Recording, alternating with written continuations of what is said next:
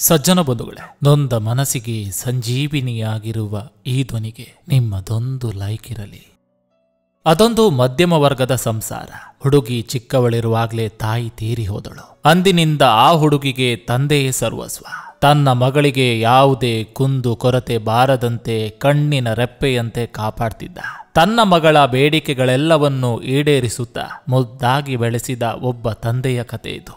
ಈ ಕಥೆಯನ್ನ ಕೊನೆ ತನಕ ಕೇಳಿ. ಎಲ್ಲರಂತೆ ತನ್ನ ಮಗಳು ಇರಬೇಕೆಂದು ಪ್ರತಿಷ್ಠಿತ ಕಾಲೇಜಿನಲ್ಲಿ ಓದಿಸ್ತಾನೆ. ಹುಡುಗಿ ಇಂಜಿನಿಯರಿಂಗ್ 2ನೇ ವರ್ಷದಲ್ಲಿ ವ್ಯಾಸಂಗ ಮಾಡುತ್ತಿದ್ದಾಳೆ. ಒಂದು ದಿನ ಮಗಳು, ಅಪ್ಪ, ನನಗೊಂದು ಒಳ್ಳೆಯ ಮೊಬೈಲ್ ಬೇಕು. ತಂದೆ ಹೇಳ್ತಾನೆ, ಈಗ ನಿನ್ನ ಬಳಿ ಒಂದು ಮೊಬೈಲ್ ಇದೆಯಲ್ಲ, ಮತ್ತೆ ಇನ್ನೊಂದ್ಯಾಕೆ? ಅದು ಅಷ್ಟೇನೂ ಚೆನ್ನಾಗಿಲ್ಲ. ನನ್ನ ಸ್ನೇಹಿತರೆಲ್ಲರೂ ಒಳ್ಳೆಯ ಮೊಬೈಲ್ ಉಪಯೋಗಿಸುತ್ತಿದ್ದಾರೆ. ಅವರ ಮುಂದೆ ನನ್ನ ಈ ಮೊಬೈಲ್ ಉಪಯೋಗಿಸಲು ನಾಚಿಕೆ ಆಗ್ತಿದೆ. ಅಪ್ಪ, ಪ್ಲೀಸ್ ಪ್ಲೀಸ್ ನನಗೆ ಇನ್ನೊಂದು ಒಳ್ಳೆಯ ಮೊಬೈಲ್ ತೆಗೆದುಕೊಡಿ. ಸ್ವಲ್ಪ ದಿನ ಕಾಯಮ್ಮ.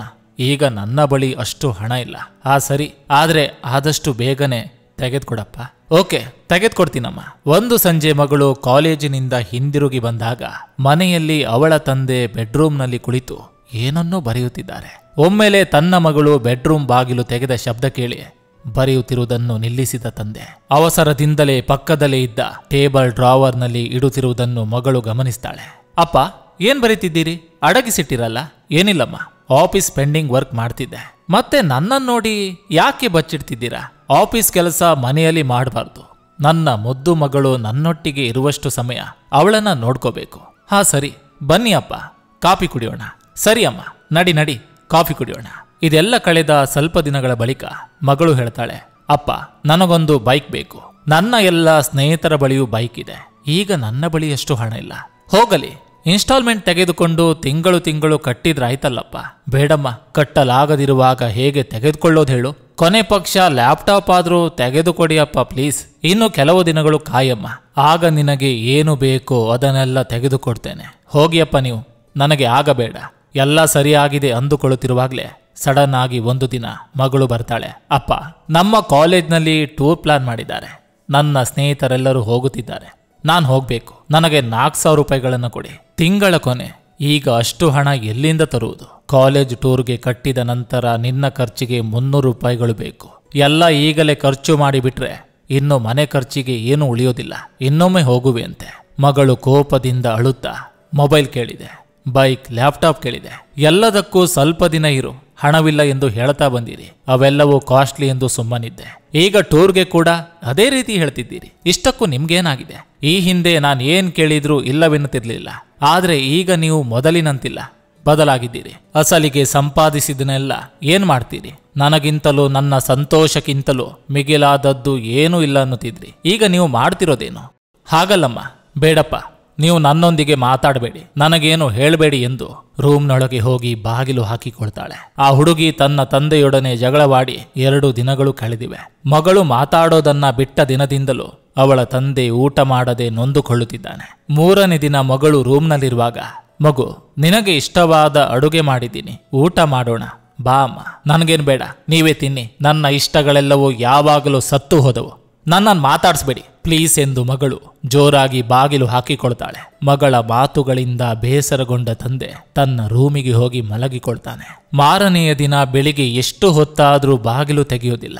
ಯಾವಾಗಲೂ ನನ್ನನ್ನು ಏಳಿಸುತ್ತಿದ್ದ ತಂದೆ ಇಂದು ಯಾಕೆ ಇನ್ನು ಬಾಗಿಲು ತೆಗೆದಿಲ್ಲ ಎಂದು ಮಗಳಿಗೆ ಅನುಮಾನ ಬಂದು ಬಾಗಿಲು ತೆಗೆಯುತ್ತಾಳೆ. ತಂದೆ ಅಲುಗಾಡದೆ ಹಾಗೆ ಮಲಗಿದ್ದಾರೆ. ಮಗಳ ಮನಸ್ಸಿಗೆ ಹೇಳಲಾಗದ ಹೆದರಿಕೆ ಉಂಟಾಗ್ತದೆ. ತಂದೆಯ ಎದೆಯ ಮೇಲೆ ಡ್ರಾವರ್ ಕೀ ಇದೆ. ಅದನ್ನು ತೆಗೆದುಕೊಂಡು ಡ್ರಾವರ್ ತೆಗೆದು ನೋಡಿದ್ರೆ ಅದರಲ್ಲಿ ಒಂದು ಪತ್ರವಿದೆ. ಆ ಪತ್ರದಲ್ಲಿ, ಮಗು, ನನ್ನ ಬಂಗಾರ, ನನಗೆ ಕೆಲವು ದಿನಗಳಿಂದ ಹಾರ್ಟ್ ಪ್ರಾಬ್ಲಮ್ ಇದೆ. ಈಗ ನನ್ನ ಪ್ರಾಣಕ್ಕಿಂತಲೂ ನಿನ್ನ ಭವಿಷ್ಯ ಮುಖ್ಯ.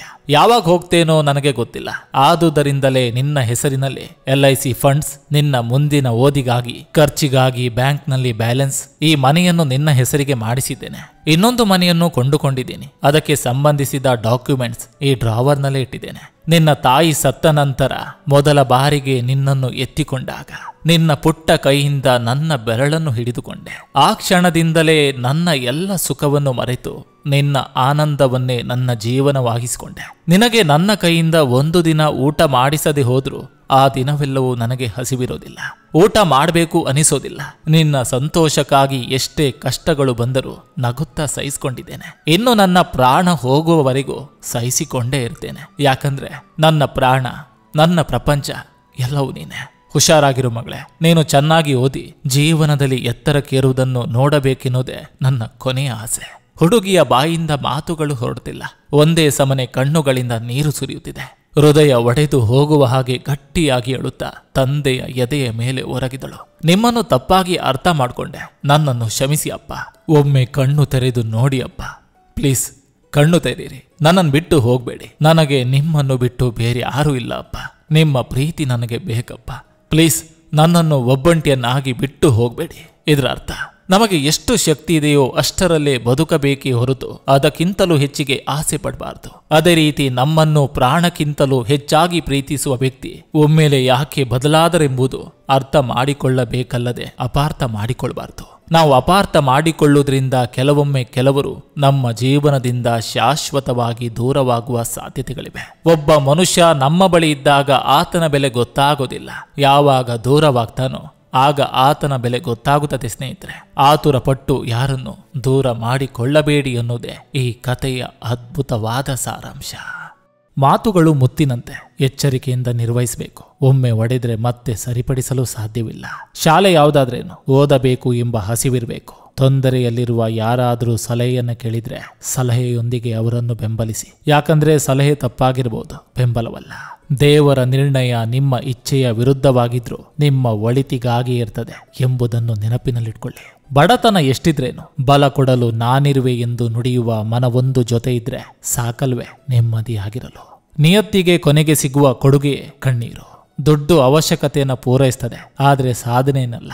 ಸುಳ್ಳು ವೇಗವಾಗಿ ಹರಡುತ್ತದೆ ಮತ್ತು ನಿಧಾನವಾಗಿ ಸಾಯುತ್ತದೆ, ಆದರೆ ಸತ್ಯ ನಿಧಾನವಾಗಿ ಹರಡುತ್ತದೆ, ಆದರೆ ಅದು ಶಾಶ್ವತವಾಗಿರ್ತದೆ. ಮೂರನೇ ವ್ಯಕ್ತಿ ಬಂದಾಗ ಜನರು ತುಂಬಾ ವರ್ಷಗಳ ಸ್ನೇಹವನ್ನೇ ಮರೆತು ಬಿಡ್ತಾರೆ. ಮನಸ್ಸಿಗೆ ಸ್ವಲ್ಪ ನೆಮ್ಮದಿ ಸಿಗಬೇಕಾದ್ರೆ ಇಲ್ಲಿ ಯಾವುದು ನಮ್ಮದಲ್ಲ ಅಂದುಕೊಳ್ಬೇಕು.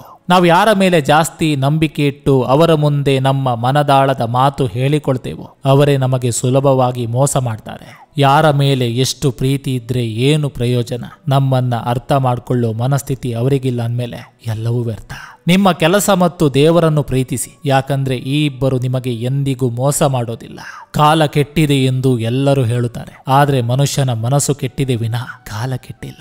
ಒಂದು ವೇಳೆ ಕಾಲ ಕೆಟ್ಟರೆ ಇಡೀ ಜಗತ್ತೇ ಕೆಡುವುದು. ಕೋಪ ನಮ್ಮ ದೊಡ್ಡ ಶತ್ರು ಎಂದು ಶ್ರೀಕೃಷ್ಣ ಪರಮಾತ್ಮ ಹೇಳ್ತಾನೆ. ಒಬ್ಬ ವ್ಯಕ್ತಿಯು ಸರಿ ಮತ್ತು ತಪ್ಪುಗಳ ನಡುವಿನ ವ್ಯತ್ಯಾಸವನ್ನು ಮರೆತು ಬಿಡ್ತಾನೆ. ಯಶಸ್ಸು ಕಾಣಲು ಉತ್ತಮ ಮಾರ್ಗವೇನೆಂದ್ರೆ ಪ್ರತಿದಿನವೂ ಸ್ವಲ್ಪ ಸ್ವಲ್ಪವೇ ಸುಧಾರಿಸೋದು. ಗುಣದಿಂದ ಮಾನವನನ್ನು ಗುರುತಿಸಬೇಕೇ ಹೊರತು ಅವನ ಹುಟ್ಟಿನಿಂದಲ್ಲ. ನಮಗೆ ಸಿಗಲಾರದ ವಸ್ತುಗಳ ಬಗ್ಗೆ ಚಿಂತಿಸುವುದನ್ನು ಬಿಟ್ಟು ಇರುವುದರಲ್ಲೇ ಖುಷಿ ಪಡುವುದೇ ಜೀವನ. ಮನುಷ್ಯನಿಂದ ಪೆಟ್ಟು ತಿಂದ ಕಲ್ಲು ಸುಂದರ ಮೂರ್ತಿಯಾಗ್ತದೆ, ಆದರೆ ಮನುಷ್ಯನಿಂದ ಮನುಷ್ಯನ ಮನಸ್ಸಿಗೆ ಬಿದ್ದ ಪೆಟ್ಟು ಮನುಷ್ಯನನ್ನು ಕಲ್ಲಾಗಿಸ್ತದೆ. ನೀರು ಕುಡಿಯುವ ಮೊದಲು ಬಾಯಾರಿಕೆಯನ್ನು ಅನುಭವಿಸಬೇಕು. ಹಣವನ್ನು ಪಡೆಯುವ ಮೊದಲು ಬಡತನದ ದುಃಖವನ್ನು ಅನುಭವಿಸಬೇಕು. ನಿದ್ರೆಯನ್ನು ಆನಂದಿಸುವ ಮೊದಲು ಆಯಾಸದ ನೋವನ್ನು ಅನುಭವಿಸಬೇಕಾಗ್ತದೆ. ಯಾವುದೇ ಪ್ರಪಂಚದ ಸಂತೋಷವನ್ನು ಪಡೆಯುವ ಮೊದಲು ದುಃಖವನ್ನು ಅನುಭವಿಸಬೇಕು. ಎಲ್ರಿಗೂ ನಮಸ್ಕಾರ. ನಾನು ನಿಮ್ಮ AK ಶೆಟ್ಟಿನಡೂರು. ನೀವಿನ್ನು ನನ್ನ ಚಾನಲ್ಗೆ ಮೊದಲ ಭೇಟಿ ಕೊಟ್ಟಿದ್ರೆ ದಯವಿಟ್ಟು ಸಬ್ಸ್ಕ್ರೈಬ್ ಮಾಡಿ, ಪಕ್ಕದಲ್ಲಿರುವಂಥ ಬೆಲ್ ಬಟನ್ ಅನ್ನು ಕ್ಲಿಕ್ ಮಾಡಿ. ಈ ಸಂಚಿಕೆ ನಿಮಗೆ ಇಷ್ಟವಾಗಿದ್ರೆ ದಯವಿಟ್ಟು ಒಂದು ಲೈಕ್ ಮಾಡಿ, ಜೊತೆಗೊಂದು ಕಮೆಂಟ್ ಮಾಡಿ ಅಂತ ಹೇಳ್ತಾ ಮತ್ತೆ ಮುಂದಿನ ಸಂಚಿಕೆಯೊಂದಿಗೆ ಅತಿ ಶೀಘ್ರದಲ್ಲಿ ನಿಮ್ಮನ್ನ ಭೇಟಿ ಆಗ್ತೇನೆ. ಎಲ್ರಿಗೂ ಒಳ್ಳೆಯದಾಗಲಿ.